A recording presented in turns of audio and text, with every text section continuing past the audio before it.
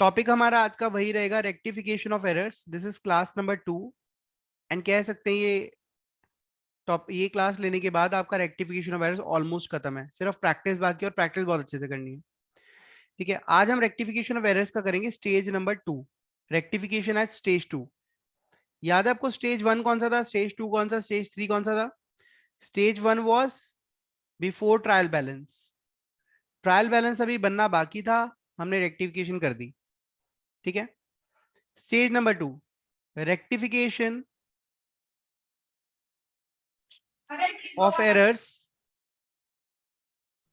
after preparation of after trial balance।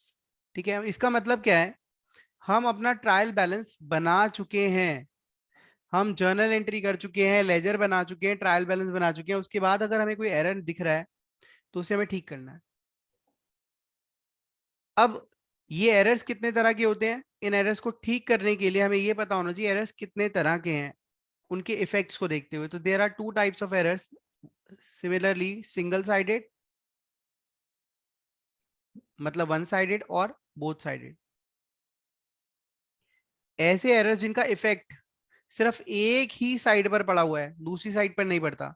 ठीक है, एक ही एस्पेक्ट है, उसे हमें डेबिट करना है, क्रेडिट करना है, तो ऐसे एरर्स को हम सिंगल साइडेड एरर्स बोलते हैं। और बोथ साइड एरर्स क्या होते हैं, एक अकाउंट डेबिट भी हो रहा है और दूसरा अकाउंट क्रेडिट भी हो रहा है, मतलब डेबिट साइड पे भी गलती हो रही है और क्रेडिट साइड पे भी, किसी को हमें डेबिट करना है, किसी को हमें क्रेडिट करना है। तो we have both the aspects, one is debited and one is credited. अब देखिए, ये जो सिंगल साइडेड एरर्स होते हैं इनको कैसे ठीक करना है, सिंगल की जगह मैं लिख रहा हूं वन साइडेड एरर्स। बहुत सिंपल है इनको ठीक करना। ट्रायल बैलेंस हमारा बन चुका है। ठीक है, अब ट्रायल बैलेंस बनाते टाइम जितने भी ये जो वन साइडेड एरर्स होते हैं, ठीक है, इससे हमारा सस्पेंस क्रिएट हो चुका होता है। कैसे? हमारे 10 लाख, सपोज 10 लाख टोटल आ रहा है डेबिट का और 8 लाख टोटल आ रहा है क्रेडिट का। इसका मतलब क्या है, इसका मतलब है यहाँ कोई वन साइडेड एरर हुआ है, डेबिट तो ठीक हुआ है, क्रेडिट पे कोई गलती हुई है। तो हम क्या करते हैं, सस्पेंस को क्रेडिट साइड पे लिख देते हैं कि भाई जब ये गलतियां मिलेंगी हम इन्हें ठीक कर लेंगे, और अपना ट्रायल बैलेंस हम फॉर्म कर देते हैं। ये दोनों साइड्स आ गई इक्वल, क्योंकि ट्रायल बैलेंस बिना दोनों साइड्स को इक्वल करे तो बनाया ही नहीं जा सकता, राइट? तो अब ये 2 लाख का सस्पेंस खड़ा हो गया। ये सस्पेंस क्या इंडिकेट कर रहा है, ये उन वन साइडेड एरर्स को इंडिकेट कर रहा है जो हमें ठीक करने हैं। ठीक है, लेट्स से अब हमें एक वन साइडेड एरर मिल गया, commission received, commission received ₹50,000 not credited to commission account, not credited to commission account. इसका मतलब क्या है, हमें कमीशन रिसीव हुई थी, कमीशन रिसीव हुई तो इसकी राइट एंट्री क्या होती है, हम हमेशा क्या देखते हैं, करेक्ट एंट्री क्या है, that is cash to commission 50,000। और गलती क्या हुई, हमने कमीशन को क्रेडिट नहीं करा, मतलब कैश में कोई गलती नहीं है, कैश बिल्कुल ठीक है, कमीशन को हमने क्रेडिट नहीं करा। तो अब इस एरर को हम ठीक कैसे करेंगे, इसकी रेक्टिफिकेशन कैसे होगी? कैश तो बिल्कुल ठीक है, तो कैश पे तो कोई इंपैक्ट आना नहीं, हमें कमीशन अकाउंट को क्रेडिट करना पड़ेगा। अब डेबिट किसको करें, डेबिट यहाँ पे कौन सा अकाउंट हो जाएगा, सस्पेंस अकाउंट। ठीक है, इस एंट्री ने सस्पेंस अकाउंट में से 50,000 सस्पेंस क्लियर कर दिया। अब सस्पेंस कितने का रह गया, 1.5 लाख का। ऐसे करते करते मल्टीपल जो वन साइडेड एरर्स होते हैं वो सारे सस्पेंस को ठीक कर देते हैं। बोथ साइड एरर्स वैसे ही रेक्टिफाई करे जाते हैं जैसे आपने पहले सीखे थे इससे पहले वाली क्लास के अंदर। क्लियर है? तो मतलब अगर मैं यहाँ आपको जितने भी वन साइडेड एरर्स दूंगा उनको ऐसे ही ठीक करना है। कैसे? सेल्स अंडरकास्ट है, अंडरकास्ट बाय ₹10,000, 10,000 से कम है। अब इन्हें ठीक कैसे करें, बढ़ा दो 10,000 से। तो जर्नल एंट्री विल बी, जब आप सेल्स को बढ़ाओगे, ट्रायल बैलेंस ना बना होता तो क्या करते, सेल्स अकाउंट में जाके ठीक करते। ठीक है, सेल्स अकाउंट में जाके लिख दे दीजिए अंडरकास्ट है, हम ठीक कर रहे हैं। अब यहां पर हम क्या करेंगे, सेल्स 10,000 बढ़ाएंगे, क्योंकि इस एरर की वजह से सस्पेंस अकाउंट को खोलना पड़ा, तो अब उस सस्पेंस को हमें क्लियर करना पड़ेगा। क्लियर है? ये हमारी रेक्टिफिकेशन एंट्री है। एग्जाम्पल नंबर 2, सैलरीज या salary, purchase overcast, purchase overcast है, जितने भी वन साइडेड एरर दिखे वो सस्पेंस से ट्रीट होंगे।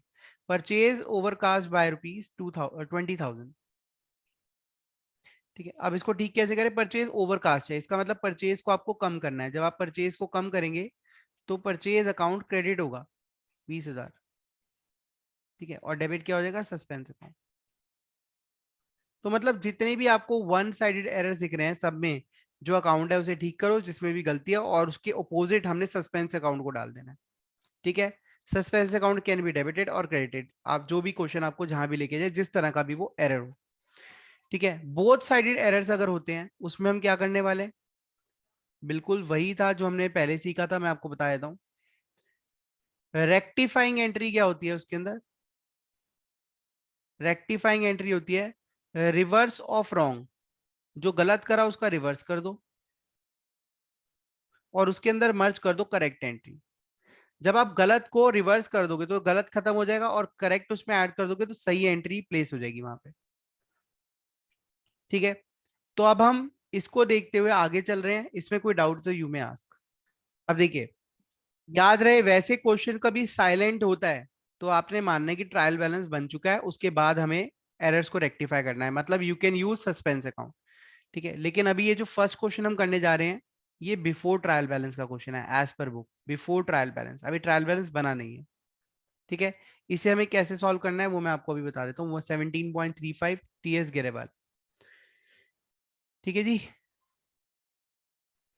तो देखो, how will be the following errors rectified. याद रहे ट्रायल बैलेंस नहीं बना। The above errors have been detected before preparation of trial balance, यहाँ मेंशन भी है। Purchase book is overcast by 10,000, purchase book overcast है, तो अब आपने क्या करना है इस एरर को रेक्टिफाई करने के लिए? क्वेश्चन नंबर 1, आप यहाँ परचेज अकाउंट के अंदर जाएंगे, गो टू परचेज अकाउंट, और ओवरकास्ट है, परचेज ज्यादा है तो उसको कम करने के लिए आपको उसको क्रेडिट करना है बाय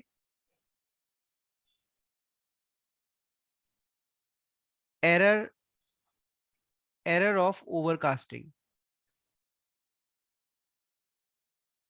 ठीक है, यहां लिख देंगे आप error of overcasting 10,000। Simply purchase book अगर आपकी 10,000 से ज्यादा है तो उसको हम 10,000 से कम कर देंगे। ठीक है, इसकी कोई लैंग्वेज स्पेसिफिक लैंग्वेज नहीं है, आपने अपने तरीके से यहाँ पर ठीक करना है। Purchase return book is overcasted by 1,000, purchase return book 1,000 से ज्यादा है, तो आप अब परचेज रिटर्न बुक में जाओ। परचेज रिटर्न बुक ज्यादा है तो उसे कम करने के लिए हमें उसको डेबिट करना पड़ेगा, तो यहाँ पर हम जाएंगे, लिख देंगे एरर ऑफ ओवरकास्टिंग या कास्टेड एक्सेस 1,000 रुपए। ठीक है, तो परचेज रिटर्न बुक 1,000 रुपए से कम हो गई। कोई जर्नल एंट्री बन ही नहीं सकती क्योंकि अभी तक ट्रायल बैलेंस बना नहीं है। आप जर्नल एंट्री तब बनती है जब एक अकाउंट डेबिट होता है और दूसरा क्रेडिट होता है। ठीक है, तो यहाँ दो एस्पेक्ट सही नहीं, एक ही है, तो उसको एक को ठीक करना है। Purchase return books balances carried forward in excess by 100 रुपए, what does it mean? Purchase return को है 100 रुपए ज्यादा कैरी फॉरवर्ड कर दिया है, तो अब क्या करेंगे? वही सेम परचेज रिटर्न बुक, इसे नोट कर लो, कोई डाउट्स है ना तो नोट कर लेना। ठीक है, तो 100 रुपए से कम करना है तो इसमें क्या आएगा? Wrong carry forward, wrong carry forward 100 रुपए। Purchase books balances carry forward in excess by 1,000, purchase book का जो बैलेंस है 1,000 रुपए ज्यादा डाल दिया है, तो कोई नहीं, परचेज बुक में जाओ आप, परचेज अकाउंट में, सॉरी, परचेज अकाउंट में जाना है और आपने उसका बैलेंस जो है 1,000 रुपए से कम कर देना है। ठीक है, तो यहाँ लिखना है रॉन्ग कैरी फॉरवर्ड, या एक्सेस कैरी फॉरवर्ड भी लिख सकते हो। तो इट इज वेरी सिंपल। ठीक है, आपने अकाउंट के अंदर जाना है, उसके अंदर अपना एक लैंग्वेज से लिखकर आपने उसको रेक्टिफाई कर देना है ताकि वो ठीक हो जाए, बैलेंस हो जाए। ठीक है, इसी तरीके से सेकंड क्वेश्चन है, लेकिन अब मैं after preparation of trial balance पर जा रहा हूँ। Rectification after preparation of trial balance. हाँ जी, तो अभी ये एरर्स ऑफ प्रिंसिपल का क्वेश्चन है, क्वेश्चन नंबर 7। इसको करते हैं हम। Pass the necessary journal entries to rectify the following errors. Errors of principle का मतलब तो आप समझते हैं ना, आपको accounting terminologies, accounting rules and regulation, accounting fundamentals का अच्छे से ध्यान ही नहीं है, ज्ञान नहीं है। ठीक है, तो इस केस में हम क्या करेंगे, देखिए एरर्स कैसे होते हैं। 15,000 paid as wages for construction of office building. आपने 15,000 बिल्डिंग कंस्ट्रक्शन के लिए पे करे, डेबिटेड टू सैलरीज अकाउंट। तो ये फंडामेंटली गलत हो गया। कैसे? जब भी आप कोई एसेट बिल्ड कर रहे होते हैं, उसे कंस्ट्रक्ट कर रहे होते हैं, उसे इंस्टॉल कर रहे होते हैं, तो जो खर्चा उस पर बनाने में हो रहा होता है, इंस्टॉल करने में हो रहा होता है, ठीक है, उसको हम एसेट की कॉस्ट में डालते हैं। इसने कहाँ डाल दिया? सैलरीज अकाउंट में। गलत किया। Salary is a normal expense और ये सारा खर्चा एसेट में जाना चाहिए। So what we are going to do, हमें इसको रेक्टिफाई करना है। देखिए क्वेश्चन नंबर 7, फर्स्ट एंट्री। तो यहां मैं इसकी वर्किंग्स करूंगा और फाइनली मैं यहां पर इसकी रेक्टिफाइंग एंट्रीज पास करूंगा। ठीक है, तो करेक्ट एंट्री क्या होती है? करेक्ट एंट्री होती है जब भी आप कोई ऑफिस बिल्डिंग बना रहे हैं तो उसका उसके ऊपर लगा हुआ सारा खर्चा बिल्डिंग अकाउंट में जाएगा, बिल्डिंग टू कैश। लेकिन गलत क्या हुआ, इन्होंने उसको सैलरी में डाल दिया। मतलब जो रिवेन्यू कैपिटल एक्सपेंडिचर था उसको आपने रिवेन्यू एक्सपेंडिचर ट्रीट करा। तो कैश तो बिल्कुल ठीक है, बिल्डिंग की जगह आपने सैलरी डाल दिया। तो अब आपने रेक्टिफाई करने के लिए क्या करना है, बिल्डिंग को डेबिट कर देना है, बिल्डिंग अकाउंट डेबिट 15,000, और सैलरी को जिसको आपने डेबिट कर दिया था उसको आपने क्रेडिट करना है, salaries account 15,000।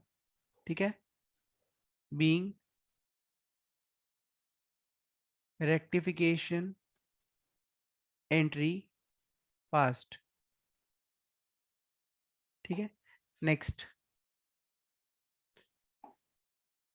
20,000 spent on purchase of material for the construction of building. Building construction के लिए मटेरियल आए तो ये भी कहाँ जाता है? बिल्डिंग अकाउंट में। आपने इसको परचेज अकाउंट में डाल दिया। परचेज में क्या आता है? गुड्स। अब ये बिल्डिंग टू कैश की एंट्री थी, बिल्डिंग टू कैश, और आपने इसकी एंट्री क्या कर दी? Purchase to cash. फंडामेंटली ये भी गलत हो गया। परचेज एक नॉर्मल एक्सपेंस है और बिल्डिंग एक एसेट है। तो कैश कैश तो ठीक है, आपने यहाँ पे बिल्डिंग को डेबिट कर देना है, building account debit to purchase account. अच्छा, सबको ये तो पता चल गया होगा ये बोथ साइडेड एरर्स हैं। ठीक, कितने का अमाउंट था? 50,000 रुपए। Being rectification entry past. Third, 50,000 spent on extension of building. Building को हम एक्सटेंड कर रहे हैं, बढ़ा रहे हैं, उसको रिपेयर्स अकाउंट में डाल दिया। ये भी गलत। तो यहाँ पे अब एंट्री क्या होगी? उसको हम बिल्डिंग अकाउंट में डेबिट करेंगे to repairs account.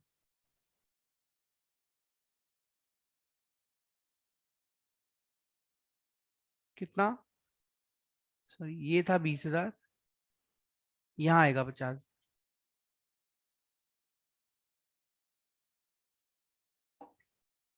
25,000 spent on white wash of a new building was charge to building repair account. आपने वाइट वॉश पे खर्चा करा है of a new building. What is the meaning of new building? It is constructed, ठीक है, recently, it has been constructed recently.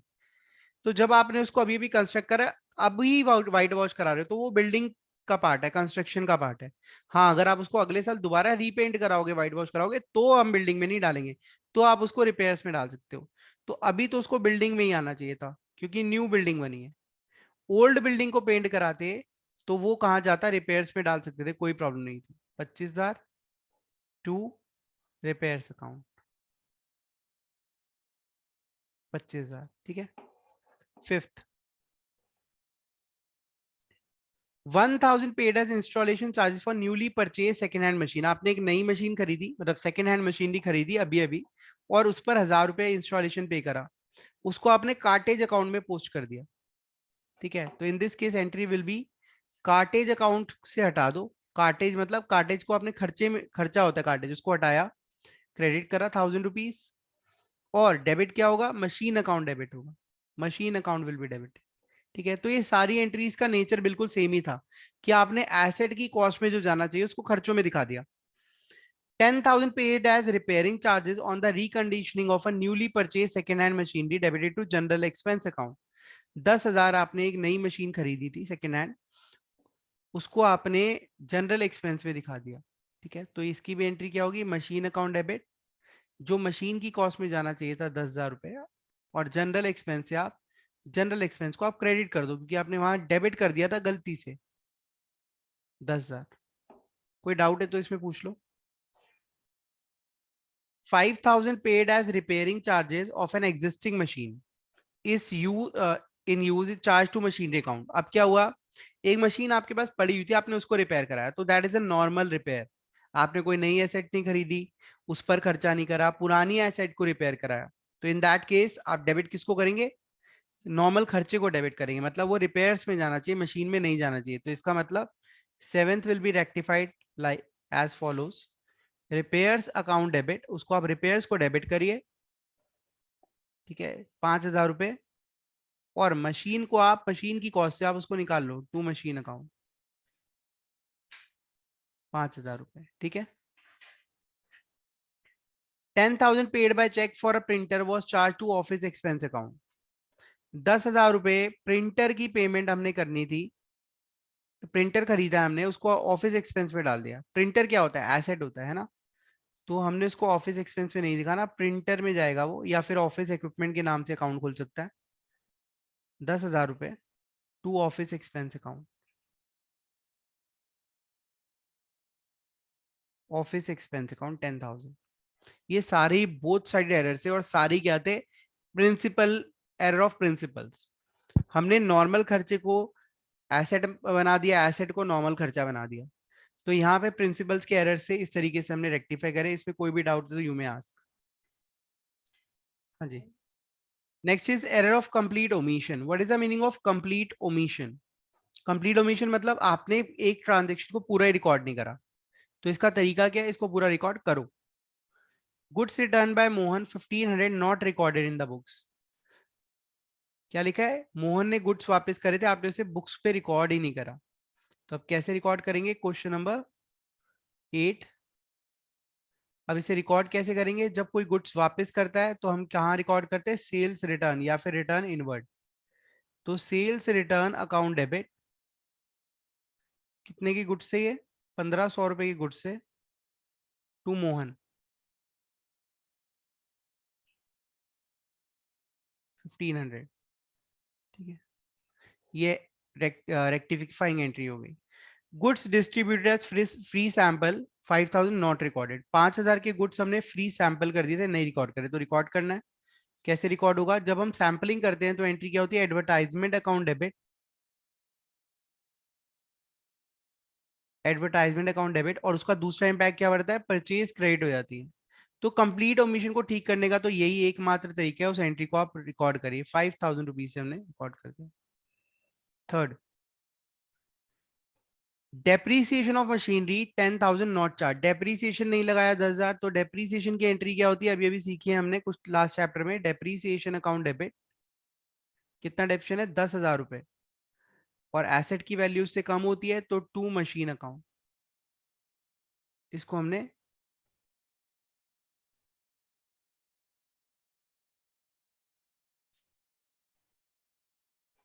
Goods costing 780 selling price 1,000 given as charity not recorded. 780 रुपए की cost का माल हमने चैरिटी कर दिया, उसे record नहीं करा, सेलिंग प्राइस को हम कंसीडर नहीं करते। तो जब हम चैरिटी करते हैं तो entry will be charity account debit 780 to purchase account.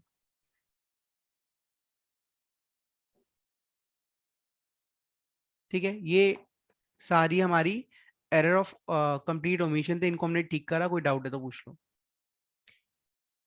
Let's talk about compensating errors. Compensating errors मैंने कहा था कि इनका ट्रायल बैलेंस पे इंपैक्ट क्या होता है, zero.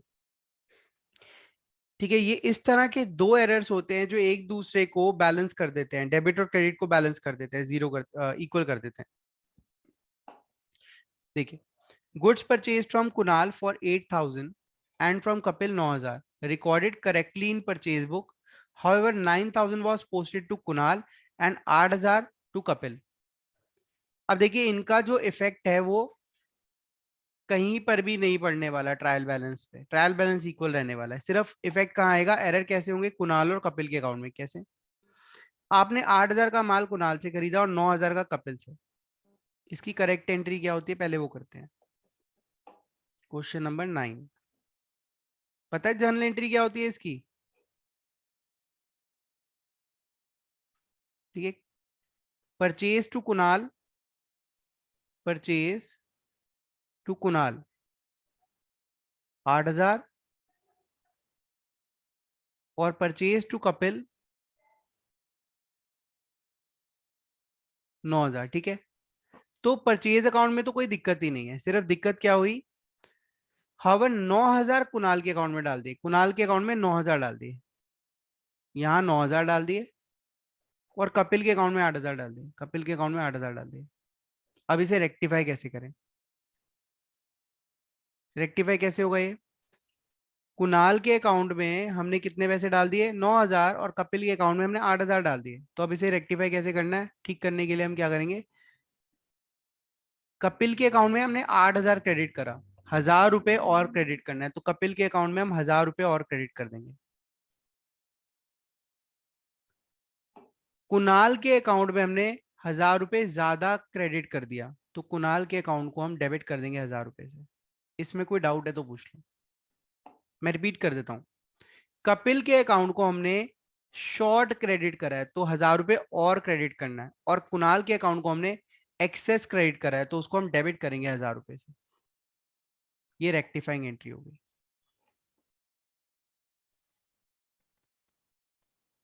Anil's account was excess debited by 500, इसको हमने 500 एक्सेस डेबिट कर दिया, सूरज को शॉर्ट डेबिट करा 500 से, इसको ज्यादा डेबिट करा और इसको कम डेबिट करा, तो अनिल को क्रेडिट कर दो 500 से और सूरज को डेबिट कर दो, सूरज डेबिट